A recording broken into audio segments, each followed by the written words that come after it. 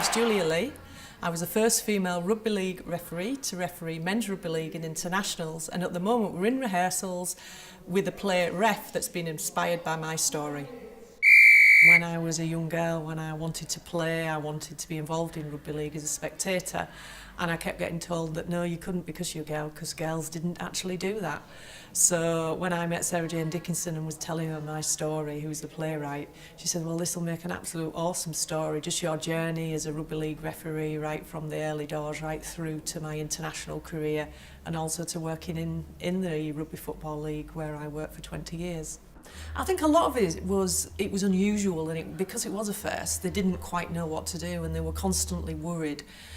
This is the referee society, in the whole referee society, about how I would handle myself, whether I would be able to manage a brawl, where I would change, all those things that are actually quite insignificant when you first actually take up. It's about just getting out there and refereeing.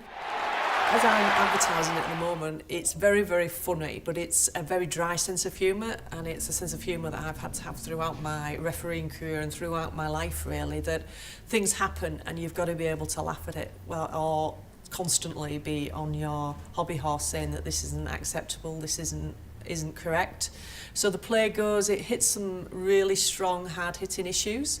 However, it's done in such a way that it's not in your face, that you take away from it what you want to take away from it, depending on how you are as a spectator. And it hits the issues and the reason why I think it's written so cleverly is that you go away from the play and you start thinking about, well, that could have been me. And so many women actually, and men, have approached me and says, do you know, the things that are actually in the play, they're so true, but we really enjoyed it. So we really enjoyed the facts, and it was a performance, and it's a lovely way of getting the point across when I know so many of my colleagues have said, we don't know how you managed as an official, but actually it shows them how we had to manage and how we had to get on in order to survive.